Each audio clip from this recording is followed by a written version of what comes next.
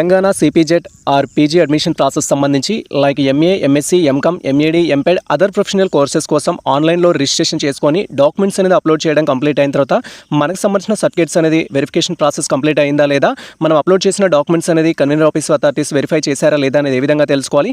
Verify చేసిన తర్వాత approved అనేది ఎప్పటివరకు అవ్వడానికి ఛాన్స్ ఉంటుంది. అప్రూవ్డ్ అయితే మనకు సంబంధించిన స్టేటస్ అనేది ఏ విధంగా డిస్ప్లే అవుతుంది. స్టేటస్లో మనకు సంబంధించిన ఈచ్ అండ్ ఎవ్రీ టాపిక్ సంబంధించి ఈ వీడియోలో మనం డీటెయిల్గా తెలుసుకుందాం. సేమ్ టైం వెరిఫై అప్రూవ్ అవ్వడానికి లాస్ట్ డేట్ ఏంటి అనే టాపిక్ గురించి కూడా ఈ వీడియోలో డీటెయిల్గా అయితే తెలుసుకుందాం.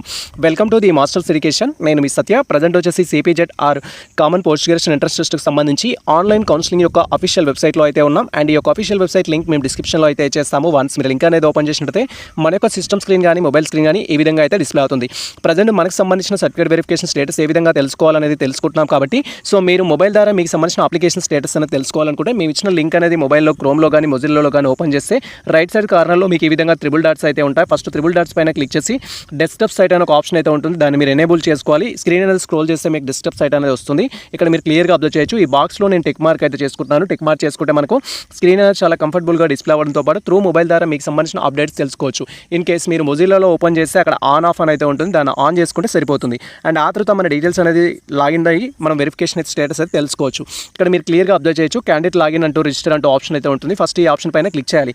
వన్స్ క్లిక్ చేయగానే నెక్స్ట్ టాబ్లో ఈ విధంగా మనకు సంబంధించి రిజిస్టర్ చేసుకున్న క్యాండిడేట్స్ యొక్క డీటెయిల్స్ ద్వారా లాగిన్ కమ్మని అయితే చెప్తుంది. ఫస్ట్ మనం ఇక్కడ సెలెక్ట్ సబ్జెక్ట్ ఆప్షన్ పైన క్లిక్ చేసి సో ఇక్కడ మెన్షన్ చేసిన సబ్జెక్ట్స్ కనుక మీరు రిజిస్టర్ చేసుకుంటే ఆ రిలేటెడ్ సబ్జెక్ట్ సెలెక్ట్ చేసుకోవాలి. ఆ సబ్జెక్ట్స్ కాకుండా అదర్ సబ్జెక్ట్స్ కనుక మీరు రిజిస్టర్ చేసుకుంటే ఇక్కడ ఫర్ ఎగ్జాంపుల్ ఎంఏ ఇంగ్లీష్ కానీ, ఎంఏడి కానీ, ఎంకామ్ కానీ అలా డిఫరెంట్ సబ్జెక్ట్స్, ఎంఎస్సీలో డిఫరెంట్ సబ్జెక్ట్స్కి మీరు రిజిస్ట్రేషన్ చేసుకుంటే ఇక్కడ అదర్ సబ్జెక్ట్ అనేది సెలెక్ట్ చేసుకోవాలి. సెలెక్ట్ చేసిన తర్వాత మీకు సంబంధించిన సిపిజెట్ హాల్ టికెట్ నెంబర్, మీకు ఎంట్రన్స్ టెస్ట్లో వచ్చిన ర్యాంకు, తర్వాత మీ డేట్ ఆఫ్ బర్త్ కన్ఫర్మ్ చేసుకొని లాగిన్ పైన క్లిక్ చేయాలి. వన్స్ ఈ విధంగా మనకు సంబంధించి hall ticket, rank, date of birth confirm చేసుకొని లాగిన్ పైన క్లిక్ చేయగానే నెక్స్ట్ ట్యాబ్లో మీ యొక్క పాస్వర్డ్ అయితే ఎంటర్ చేయమంటుంది. ఆన్లైన్ రిజిస్ట్రేషన్ చేసుకున్నప్పుడు ఏ పాస్వర్డ్ అయితే ఇచ్చారో ఆ పాస్వర్డ్ ఎంటర్ చేసి సో ఇక్కడ లాగిన్ పైన క్లిక్ చేయాలి. ఇన్ కేస్ మీరు పాస్వర్డ్ మర్చిపోతే ఇక్కడ ఫర్గాట్ పాస్వర్డ్ అనే ఆప్షన్ అయితే ఉంటుంది. ఈ ఆప్షన్ పైన క్లిక్ చేసి పాస్వర్డ్ అయితే రికవరీ చేసుకోవాలి. ఇక్కడ మీరు క్లియర్గా అబ్జర్వ్ చేయొచ్చు. ఇఫ్ పాస్వర్డ్ మర్చిపోతే ఇక్కడ ఫర్గాట్ పాస్వర్డ్ ఆప్షన్ పైన క్లిక్ చేయగానే ఈ విధంగా పాస్వర్డ్ అనేది మన యొక్క రిజిస్టర్ మెయిల్ ఐడికి సెండ్ చేసినట్టుగా చూపిస్తుంది. మీ యొక్క రిజిస్టర్ మెయిల్ ఐడికి కానీ మొబైల్ నెంబర్ కానీ పాస్వర్డ్ అయితే వస్తుంది. మెయిల్ అనేది చెక్ చేసుకొని మెయిల్కి వచ్చిన పాస్వర్డ్ ఏదైతే ఉంటుందో అది ఇక్కడ ఎంటర్ చేసి లాగిన్ పైన క్లిక్ చేయాలి. మనకు సంబంధించిన పాస్వర్డ్ ఎంటర్ చేసి లాగిన్ పైన క్లిక్ చేయగానే నెక్స్ట్ ట్యాబ్లో ఈ విధంగా మనకు సంబంధించి సర్టిఫికేట్ వెరిఫికేషన్ స్టేటస్ అయితే డిస్ప్లే అవుతుంది. సర్టిఫికేట్ వెరిఫికేషన్లో ఉన్న ఈచ్ అండ్ ఎవ్రీ టాపిక్ గురించి డీటెయిల్గా తెలుసుకుందాం. సార్ నాది ఇంకా పెండింగ్లో ఉంది, నాది అప్రూవ్డ్ అవ్వలేదు, ఇంకా వెరిఫై అవ్వట్లేదు, లేదా నాది రీఅప్లోడ్ డాక్యుమెంట్స్ అని చెప్తున్నారు, లేదా రిజెక్ట్ అని వచ్చింది, దీనికి సంబంధించి సొల్యూషన్ ఏంటి అంటూ so many aspects different tensions అయితే తీసుకుంటారు. సో మీరు సర్టిఫికేట్ వెరిఫికేషన్లో ఎలాంటి రీమార్క్స్ చూసినా, ఎలాంటి రిఫరెన్సెస్ చూసినా దానివల్ల టెన్షన్స్ అయితే తీసుకోకండి. నేను ఈచ్ అండ్ ఎవ్రీ దానికి సొల్యూషన్ అయితే మీకు అందిస్తాను. ఇక్కడ మీరు క్లియర్గా అబ్జర్వ్ చేయొచ్చు. సో మనం ఆన్లైన్లో రిజిస్ట్రేషన్ చేసుకొని డాక్యుమెంట్స్ అప్లోడ్ చేయడానికి యాజ్ పర్ ప్రజెంట్ షెడ్యూల్ ప్రకారం 31 ఆగస్టు వరకు అవకాశం ఇవ్వడం జరిగింది. సో మీరు లైక్ ఎంఏ కానీ, ఎంఎస్సీ కానీ, ఎంకామ్ కానీ అదర్ ప్రొఫెషనల్ కోర్సెస్ కానీ ఆన్లైన్ రిజిస్ట్రేషన్ చేసుకునే క్యాండిడేట్స్ అయినట్టయితే రిజిస్ట్రేషన్ చేసుకున్న వెంటనే మనకు వచ్చేసి ఏంటంటే ఇక్కడ సబ్మిటెడ్ కాలంలో టిక్ మార్క్ వస్తుంది. అండ్ ఇక్కడ ఈ విధంగా మనకు అప్లికేషన్ సబ్మిటెడ్ సక్సెస్ఫుల్లీ అని కూడా చూపిస్తుంది. ఇక్కడ సర్టిఫికేట్ వెరిఫికేషన్ స్టేటస్ సబ్మిటెడ్ అనేది చూపిస్తుంది. ఇక్కడ మీరు క్లియర్గా అబ్జర్వ్ చేయొచ్చు. సబ్మిటెడ్ కాలంలో టిక్ మార్క్ వచ్చింది అంటే దాని అర్థం ఏంటి అంటే సో యాజ్ పర్ షెడ్యూల్ ప్రకారము మనం ఆన్లైన్ రిజిస్ట్రేషన్ చేసుకున్నాము. క్యాండిడేట్ అనేవారు పేమెంట్ పే చేశారు. పేమెంట్ చేసిన తర్వాత మీకు సంబంధించిన ఈచ్ అండ్ ఎవ్రీ డాక్యుమెంట్స్ అనేది రిలవెంట్ డాక్యుమెంట్స్ అనేది మీరు అప్లోడ్ చేసినట్టుగా కన్సిడర్ చేయాల్సి ఉంటుంది. ఎస్ఎస్సి, ఇంటర్, డిగ్రీ అండ్ మీకు సంబంధించిన ప్రొవిజనల్ సర్టిఫికేట్ కావచ్చు, మీకు సంబంధించిన కేటగిరీ సర్టిఫికేట్, మీ యొక్క ఇన్కమ్, మీ యొక్క బోనఫైడ్ సర్టిఫికేట్స్, మీ టీసీ వాట్ ఎవర్ అన్ని అప్లోడ్ చేసి ఫైనల్ సబ్మిట్ చేసినట్టుగా మీరు కన్సిడర్ అయితే చేయాల్సి ఉంటుంది. సార్ నేను ఆన్లైన్ రిజిస్ట్రేషన్ చేసేటప్పుడు ఎస్ఎస్సి మెమో నో పెట్టాను, యాక్చువల్ నాకు ఎస్ఎస్సి మెమో ఉంది, బై మిస్టేక్లో పెట్టాను, మళ్ళీ నాకు ఎడిట్ ఆప్షన్ రాలేదు, లేదా ఇంటర్ మెమో నో పెట్టేస్తాను, నెక్స్ట్ డైరెక్ట్గా డిగ్రీ డీటెయిల్స్ ఓపెన్ అయ్యింది. సో మరి నా డాక్యుమెంట్స్ ఏ విధంగా అప్లోడ్ చేయాలి, రీఅప్లోడ్ చేయాలంటూ కూడా క్వైరీ చేస్తారు ఫైనల్ సబ్మిట్ చేసిన క్యాండిడేట్స్. సో మీరు వెయిట్ చేయండి. జస్ట్ సర్టిఫికేట్ వెరిఫికేషన్ అప్రూవల్ కోసం వెయిట్ చేస్తే వాళ్ళు రీఅప్లోడ్ ఆప్షన్ ఇవ్వడం జరుగుతుంది. ఎటువంటి మిస్టేక్ చేసినా కూడా వాళ్ళు రిజెక్ట్ అయితే చేయరు. రీజన్ ఏదైనా కూడా వాళ్ళు రీఅప్లోడ్ ఆప్షన్ అయితే ఇస్తారు. సో మనం రీఅప్లోడ్ అనేది చేసుకోవచ్చు. అది ఎప్పుడు తెలుస్తుంది సార్ అంటే మీరు మీ యొక్క సర్టిఫికేట్ వెరిఫికేషన్ స్టేటస్ కనుక తెలుసుకుంటే ఇక్కడ వెరిఫైడ్ కాలంలో కనుక టిక్ మార్క్ వచ్చినట్టయితే సో మనం అప్లోడ్ చేసిన ఈచ్ అండ్ ఎవ్రీ డాక్యుమెంట్స్ ఏవైతే ఉంటాయో కన్వీనర్ ఆఫీస్ అథారిటీస్ అయితే వెరిఫై చేసినట్టుగా కన్సిడర్ చేయాల్సి ఉంటుంది. వెరిఫికేషన్ చేసే ప్రాసెస్లో ఏదైనా రాంగ్ డాక్యుమెంట్స్ కనుక అప్లోడ్ చేసినట్టు మనకు అనిపిస్తే కన్వీనర్ ఆఫీస్కి అనిపిస్తే వాళ్ళు రీఅప్లోడ్ చేయడానికి ఎడిట్ ఆప్షన్ అయితే మనకి ఇవ్వడం జరుగుతుంది. సేమ్ స్టేటస్లోనే ఆ రిలేటెడ్ డాక్యుమెంట్ అనేది మీరు రీఅప్లోడ్ చేయాల్సి ఉంటుంది. వెరిఫైడ్ చేసే ప్రాసెస్లో అంటే ఫర్ ఎగ్జాంపుల్ నేను ఎస్ఎస్సీ అప్లోడ్ చేశాను, ఇంటర్ అప్లోడ్ చేశాను, డిగ్రీ అప్లోడ్ చేశాను అండ్ క్యాస్ట్ అనేది రాంగ్ అప్లోడ్ చేశాను, క్యాస్ట్ ప్లేస్లో ఇన్కమ్ అప్లోడ్ చేశాను బై మిస్టేక్లో అనుకుంటే సో వాళ్ళు రీఅప్లోడ్ యువర్ క్యాస్ట్ అనేది ఆప్షన్ ఇస్తారు. అప్పుడు మనం రీఅప్లోడ్ చేయాలి. లేదా నేను ఎస్ఎస్సీ మేము అప్లోడ్ చేయలేదు సార్ బై మిస్టేక్లో అంటే ఎస్ఎస్సీ మెమో రీఅప్లోడ్ చేయడానికి ఛాన్స్ ఇస్తారు. దాని ద్వారా మీరు రీఅప్లోడ్ అయితే చేసుకోవాల్సి ఉంటుంది. వెరిఫికేషన్లో టిక్ మార్క్ ఎప్పుడు రావడం జరుగుతుందంటే యాజ్ పర్ ప్రజెంట్ స్కెడ్యూల్ ప్రకారం మనకు 31 ఆగస్టు ఆన్లైన్ రిజిస్ట్రేషన్ చేసుకోవడానికి లాస్ట్ డేట్. వెరిఫికేషన్ చేయడానికి లాస్ట్ డేట్ కాదు, అది ఆన్లైన్ రిజిస్ట్రేషన్ చేసుకోవడానికి లాస్ట్ డేట్. వెరిఫికేషన్ సంబంధించిన అప్డేట్స్ అందరికీ తెలవడానికి లాస్ట్ డేట్ ఎప్పుడు అంటే యాజ్ పర్ ప్రజెంట్ స్కెడ్యూల్ ప్రకారం 5th సెప్టెంబర్.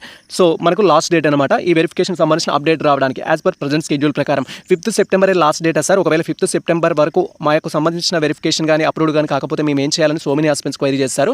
జస్ట్ మనకు సపోర్ట్ మెయిల్ లేదా ఈమెయిల్ సర్వీస్ అని ఒక ఆప్షన్ ఉంటుంది. దాని ద్వారా మనం రిక్వెస్ట్ చేసి వాళ్ళకు కన్వే అయితే చేయొచ్చు. బట్ మీరు ఇప్పుడు టెన్షన్ తీసుకోకండి. మీది ఇంకా సబ్మిటెడ్ కాలంలో టిక్ మార్క్ ఉన్నా, వెరిఫైడ్ అవ్వకపోయినా, వెరిఫైడ్ అయ్యి అప్రూవ్డ్ అవ్వకపోయినా మీరు టెన్షన్ తీసుకోకండి. 5th సెప్టెంబర్ వరకు వెయిట్ చేయండి. లేదా మేము ఆల్రెడీ ఒక డీటెయిల్ వీడియో చేసాము కన్వీనర్ ఆఫీస్కి ఏ విధంగా రిక్వెస్ట్ మెయిల్ చేయాలి, మీ యొక్క సర్టిఫికేట్ వెరిఫికేషన్ ఇంకా వెరిఫైడ్ అవ్వకపోతే, అప్రూవ్డ్ అవ్వకపోతే అనేది ఆ వీడియో చూస్తూ మీరు రిక్వెస్ట్ మెయిల్ అయితే చేయొచ్చు. బట్ ప్రజెంట్ అయితే మీరు చేయకండి. సో మనకు 5th సెప్టెంబర్ వరకు అవకాశం ఉంది కాబట్టి 4th సెప్టెంబర్ వరకు మీకు రిజిస్ట్రేషన్ అవ్వకపోతే, ఐ మీన్ వెరిఫికేషన్ కానీ అప్రూవ్డ్ కానీ అవ్వకపోతే అప్పుడు మనం మెయిల్ అయితే చేయాల్సి ఉంటుంది. దానికోసం అయితే వెయిట్ చేయండి. అండ్ వెరిఫైడ్ అయితే ఏ విధంగా ఉంటుంది సార్ అని మీరు క్వైరీ చేసినట్లయితే వెరిఫైడ్ కాలంలో టిక్ మార్క్ వస్తుంది. అది నేను చూపిస్తాను. మనకు సంబంధించిన సర్టిఫికేట్స్ కనుక కన్వీనర్ ఆఫీస్ అథారిటీస్ వెరిఫై చేసినట్లయితే ఈ విధంగా మనకు సర్టిఫికేట్ వెరిఫికేషన్ స్టేటస్ వచ్చేసి వెరిఫైడ్ అని రావడం జరుగుతుంది. ఇంత ముందుకు వచ్చేసి ఎలా ఉంది, సబ్మిటెడ్ అని ఉండే, ఇక్కడ వెరిఫైడ్ అని రావడం జరుగుతుంది. సేమ్ టైం ఇక్కడ వెరిఫైడ్ కాలంలో కూడా టిక్ మార్క్ అయితే రావడం జరుగుతుంది. ఇక్కడ వెరిఫైడ్ అని వచ్చి వెరిఫైడ్ కాలంలో కూడా టిక్ మార్క్ వచ్చినట్లయితే మీరు అప్లోడ్ చేసిన each and every documents convener office వాళ్ళు వెరిఫై చేయడం జరిగింది. వెరిఫికేషన్ ప్రాసెస్లో మీ డాక్యుమెంట్స్ అన్ని కరెక్ట్గా ఉన్నట్టుగా వాళ్ళు కన్సిడర్ చేస్తేనే ఇక్కడ టిక్ మార్క్ ఇస్తారు. ఒకవేళ కరెక్ట్గా లేనట్టయితే రీఅప్లోడ్ చేయమంటూ ఇక్కడ మనకు ఒక బాక్స్ అయితే ఇస్తారు. Relevant documents like caste certificate కానీ, ఇన్కమ్ సర్టిఫికేట్ కానీ, వాట్ ఎవర్ మీరు ఏదైతే రాంగ్ డాక్యుమెంట్స్ అప్లోడ్ చేస్తారు వాటిని రీఅప్లోడ్ చేయమని ఆప్షన్ అయితే ఇస్తారు. జస్ట్ మీరు ఆ లాగిన్ అయ్యేసి మీరు స్కాన్ చేసి రెడీగా పెట్టుకున్న డాక్యుమెంట్స్ అప్లోడ్ చేసి సబ్మిట్ చేస్తే సరిపోతుంది. టెన్షన్ తీసుకోవద్దు, ప్రతిదానికి సొల్యూషన్ ఉంటుంది. మీకు ఎటువంటి ప్రాబ్లం ఉన్నా కూడా డైరెక్ట్గా మమ్మల్ని ఇన్స్టాగ్రామ్, టెలిగ్రామ్ ద్వారా కాంటాక్ట్ అవ్వండి. కామెంట్ సెక్షన్లో కామెంట్ చేయండి. ప్రజెంట్ మీ యొక్క అప్లికేషన్ స్టేటస్ ఏం తెలియజేస్తుంది అనేది, ఏముంది అనేది చెప్తే దాన్ని బట్టి మేము రిప్లై ఇస్తాము. వెరిఫైడ్ అవ్వకపోయినా టెన్షన్ తీసుకోకండి. మనకు 5th సెప్టెంబర్ వరకు అవకాశం అయితే ఉంది. అండ్ వెరిఫైడ్ అయిన తర్వాత నెక్స్ట్ ప్రాసెస్ ఏంటి సార్ అంటే అప్రూవ్ అయితే చేయడం జరుగుతుంది. అప్రూవ్ చేయాలి అంటే ఏంటంటే మీరు రిజిస్ట్రేషన్ చేసుకున్న ఈచ్ అండ్ ఎవ్రీ డాక్యుమెంట్స్ వాళ్ళు వెరిఫై చేసినట్లయితే మనకు వెరిఫైడ్ కాలంలో టిక్ మార్క్ వస్తుంది.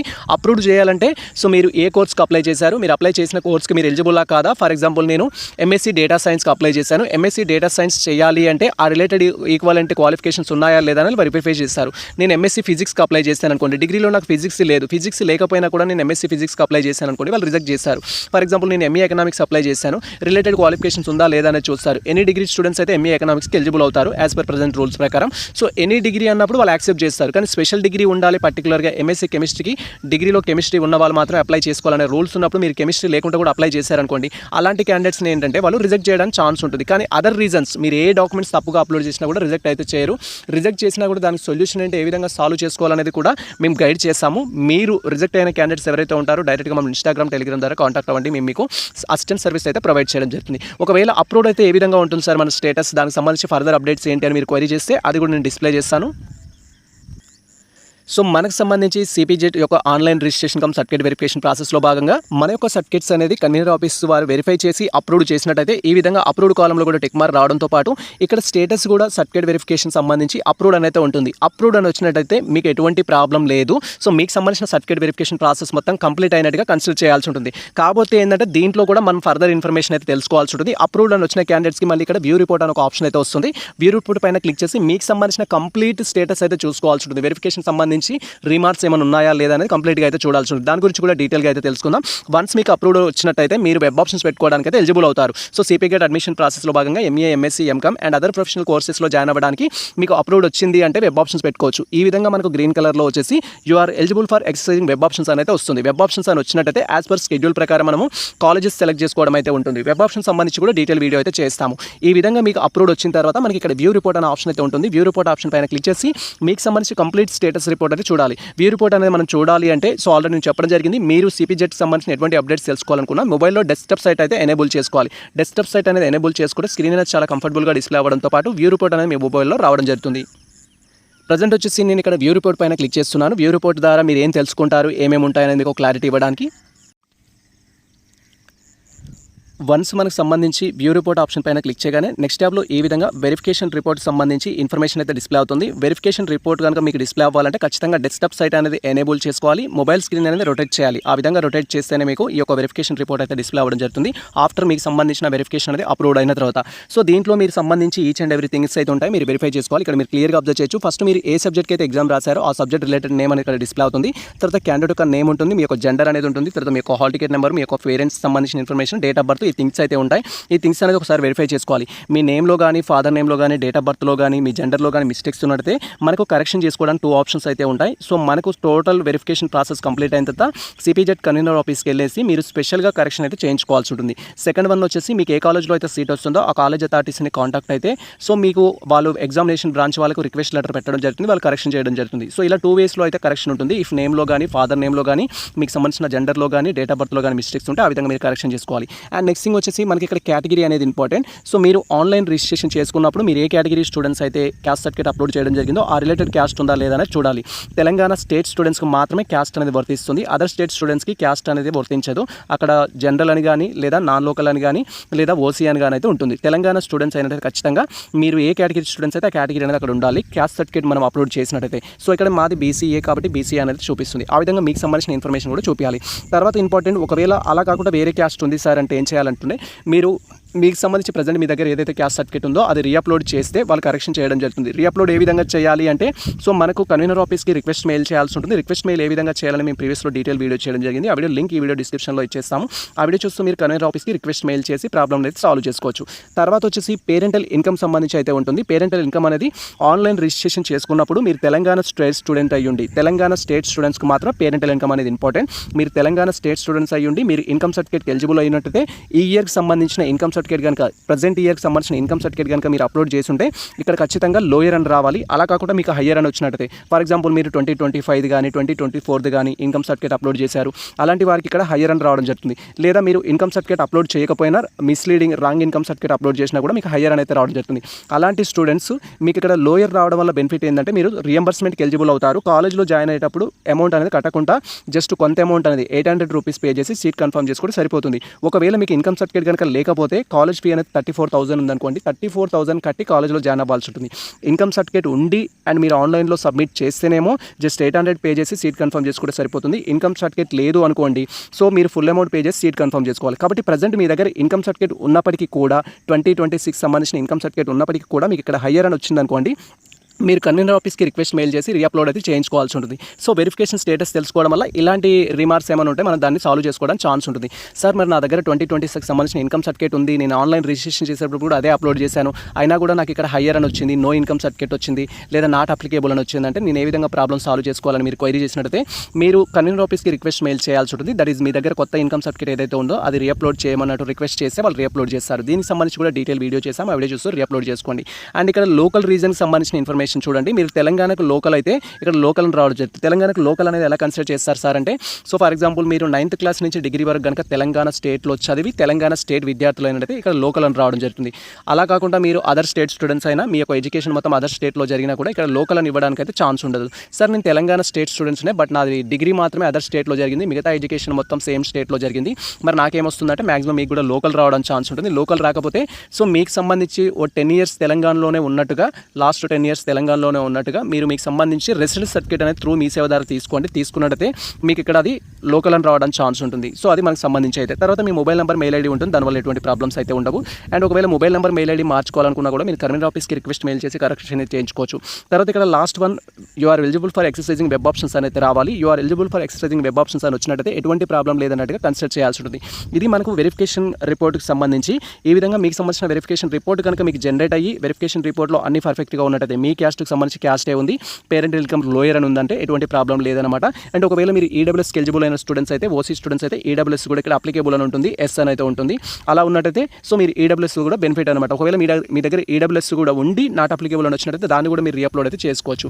ఇది ప్రజెంట్ మనకు సంబంధించి యాజ్ పర్ షెడ్యూల్ ప్రకారం సిపిజెడ్ ఆన్లైన్ రిజిస్ట్రేషన్ చేసుకున్న క్యాండిడేట్స్కి నెక్స్ట్ అప్డేట్ అయితే ఫస్ట్ మీరు మీ యొక్క సర్టిఫికేట్ వెరిఫికేషన్ స్టేటస్ ఏ విధంగా తెలుసుకోవాలి, సబ్మిటెడ్ కాలంలో టిక్ మార్క్ ఉంటే దాని అర్థం ఏంటి, వెరిఫైడ్ కాలంలో టిక్ మార్క్ ఉంటే దాని అర్థం ఏంటి, వెరిఫైడ్ అవ్వకపోతే రీఅప్లోడ్ అని వస్తే ఏ విధంగా ఉంటుంది అనేది, తర్వాత ఆ వెరిఫైడ్ తర్వాత అప్రూవ్డ్ అయితే దానికి మీనింగ్ ఏంటి, అప్రూవ్డ్ అయిన తర్వాత మనకు సంబంధించిన వీ రిపోర్ట్ ఏం తెలియజేస్తుంది, వీ రిపోర్ట్లో ఏమేమి ఉంటాయి, సో మనకు సంబంధించిన క్యాస్ట్ తప్పు ఉంటే ఏం చేయాలి, నేమ్ తప్పు ఉంటే ఏం చేయాలి, అండ్ మనకు సంబంధించి ఇన్కమ్ ఉన్నప్పటికీ హయ్యర్ అని వస్తే ఏం చేయాలి అనే ఈచ్ అండ్ ఎవ్రీ టాపిక్ సంబంధించిన ఇన్ఫర్మేషన్ అయితే.